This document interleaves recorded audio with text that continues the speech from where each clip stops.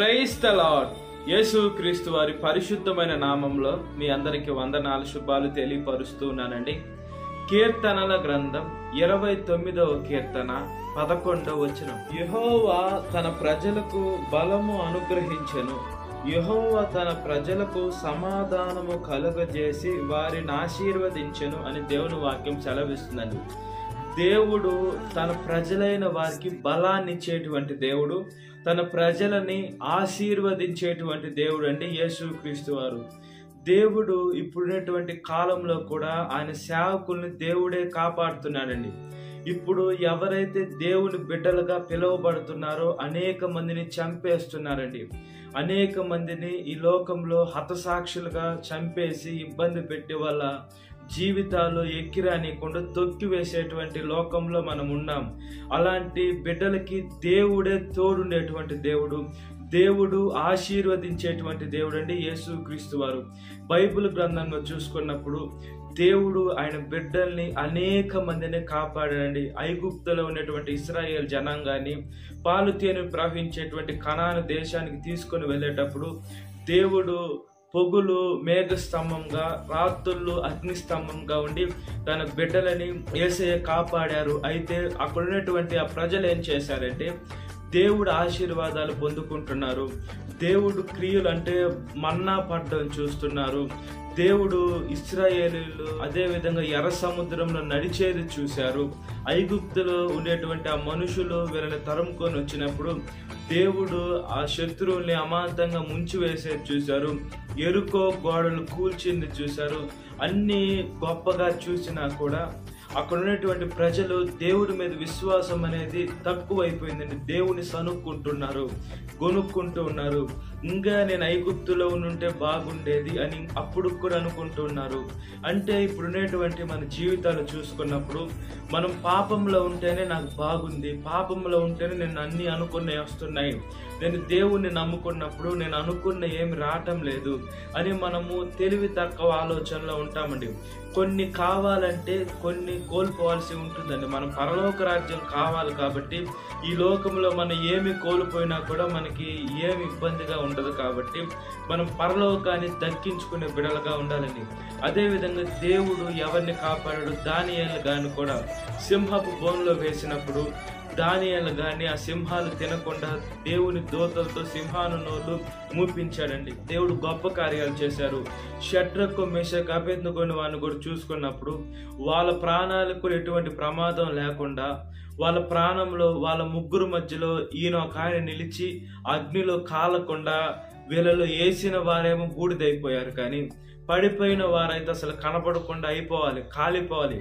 అలాంటిది వాళ్ళను కూడా దేవుడు కాపాడారండి. దేవుడు ఆయన బిడ్డల్ని చూస్తూనే ఉన్నాడు. మనం మంచి కార్యాలు చేస్తున్నా చూస్తున్నాడు, చెడ్డ కార్యాలు చేస్తున్నా చూస్తున్నాడు. మనం అనుకుంటాం నేను చేసే పాపాలు కావచ్చు ఎవరు చూడటం లేదు, ఈ పాపాలు నాకే తెలుసు అని మనము భ్రమలో ఉంటామని. మనల్ని తయారు చేసిన దేవుడు ప్రతి ఒక్కటి చూస్తున్నాడు. ఆయన కళ్ళకి మరుగైనది ఈ లోకంలో ఏది లేదు. మనం మాట్లాడే ప్రతి ఒక్క మాట కూడా దేవుడు వింటున్నాడు. దేవుడికి ఏం చెవుడు కాదు. దేవుడి లోకంలో ఎంతమంది మనుషులు ఉన్నారు, అదేవిధంగా ఆ మనుషులకి ఎలాంటి మనస్తత్వం ఉంది. అంత గొప్ప దేవుడు కాబట్టి ప్రతి ఒక్క మానవుడి హృదయాన్ని పరిశోధన చేస్తూ అతనికి ఏమి కావాలో అది తగిన సమయంలో వాళ్ళ ప్రార్థనలు ఆలకించు వాళ్ళకి ఇస్తున్నారండి. దేవుడు ఇంత గొప్ప దేవుడు మనతో ఉంటాను, మన దగ్గరికి వస్తాను అని దేవుడు చెప్తుంటే మన శరీరము దేవుడికి ఆలయంగా చేసుకోవాలని దేవుడు ఆశపడుతుంటే మనల్ని ఆశీర్వదించాలి, మనల్ని స్థిరపరచాలి, మనల్ని దేవుడు చెప్తున్నాడు. మనం ఆయన ప్రజలమని చెప్తున్నాడండి. మనము దేవుడి నోట్లోనిచ్చి మనము నా ప్రజలని దేవుడు అంటున్నప్పుడు మనం ఆ మాట కన్నా అర్హులమా అని మనం చూసుకున్నప్పుడు మనము చూపుల ద్వారా పాపం చేస్తాం, మాట ద్వారా పాపము, నడక ద్వారా పాపం చేస్తాం. ఈ పాపులని పరిశుద్ధుడైన దేవుడు నా ప్రజలు అంటున్నప్పుడు మనం ఎంత దేవుడి దగ్గరికి ఒదిగి ఉండేటువంటి బిడలుగా ఉండాలి. ఇంతలో కనబడి అంతలో మాయమైపోయి ఆవిరి లాంటి స్వభావమైన ప్రాణానికి గర్వం ఉందండి. ఈ గర్వము ఎప్పుడు వస్తుందంటే నాశనానికి ముందే వస్తుంది. మనం ఎప్పుడైతే గర్వపడతామో మనం సాతాను సంబంధాలు అయిపోతాం.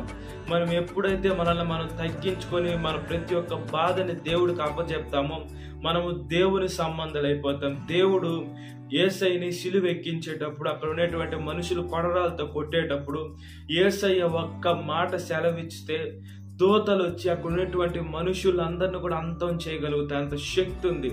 దేవుడిచ్చిన ఊపిరే కదా దేవుడు లాక్కోవచ్చు. అలాంటిది దేవుడు ప్రేమ కలిగిన దేవుడు కాబట్టి ఒక చెంప కొట్టినా ఇంకొక చెంప చూపించారు.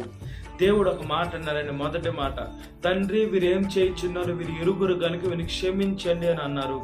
మనల్ని ఒక మనిషి మన దగ్గరికి వచ్చి మనల్ని కొడితే మనము వాళ్ళని కొట్టేదానికే చూస్తాం. వాళ్ళ మీద మన కోపం వస్తుంది. కానీ వీడు నన్ను కొట్టాడు, వీడికి ఏమీ తెలియదని మనం తగ్గించుకొని ఉండగలుగుతామా? మనం ఉండలేము. దేవుడు మనకి తగ్గింపు స్వభావాన్ని నేర్పించాడు. అంటే మనకి గర్వం రాకుండా ఉండడం దేవుని స్వభావం. గర్వం వస్తే సాతాను స్వభావం. కాబట్టి మనం దేవుని ప్రజలుగా ఆయన చేతుల్లో మనం ఆశీర్వదింపబడే ప్రజలుగా ఉండినట్లుగా ప్రార్థన. మహాపరిశుద్ధాత్మదేవ, మా ప్రియ పరలోకమందున్న తండ్రి, మీ స్తోత్రము చెల్లిస్తున్నామయ్యా. మీ పేరు పెట్టబడిన మీ జనమయ్యా, మేము మీ సొత్తుగా చేసుకున్నారయ్యా. మీకు స్తోత్రమయ్యా. నా బిడ్డలారా అని పిలుస్తున్నారయ్యా. మీరు మమ్మల్ని కన్నదేవా, ప్రాణమిచ్చిన కొన్నదేవా, స్తోత్రమయ్యా.